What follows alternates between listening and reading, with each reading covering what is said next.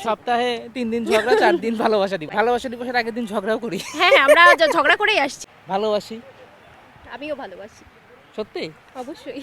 যাক, ক্যামেরার সামনের জন্য সেই রিপ্লাইটা আজকে পাইলাম। 14ই ফেব্রুয়ারি আসলে ভালোবাসা দিবস ওইভাবে স্পেশালি না। ভালোবাসা দিবস তো প্রতিদিন। একদিনের জন্য যদি ভালোবাসা দেখায় আর বাকি 364 দিন কি আমি যদি না দেখাই তাহলে তো হয় না। আজকে ছুটি, এই কারণে ঘুরতে আসা। ভালোবাসা দিবস আজকে হলেও ঘুরতে আসতাম, না হলেও আসতাম। সংসার জীবন প্রায় 2.5 বছর। বলার বাকি নাই, তবে আবারও বলতে চাই। বারবার বলি, সে হয়তো বা বিশ্বাস করে না। ভালোবাসি। আমিও ভালোবাসি। সত্যি? অবশ্যই। যাক, ক্যামেরার সামনের জন্য সেই রিপ্লাইটা আজকে পাইলাম। অন্য সময় বললে রিপ্লাইটা ওইভাবে পাই না। আমাদের সম্পর্কটা শুধু 2.5 বছরের না, কাগজ কলমে 2.5 বছর, কিন্তু তা ব্যতীত আমাদের প্রায় 4 সাড়ে 4 বছরের সম্পর্ক। এই 4 সাড়ে 4 বছর সম্পর্কের মধ্যে আমি যতটা তাকে ফিল করেছি যে তাকে ছাড়া আমি বাঁচবো না, এরকম ধরনের, যে তাকে অসম্ভব ভালোবাসি।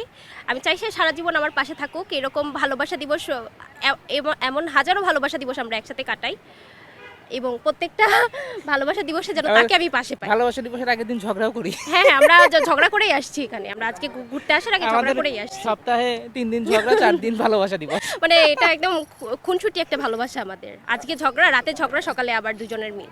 সে আমার প্রথম বয়ফ্রেন্ড, সে আমার হাজব্যান্ড।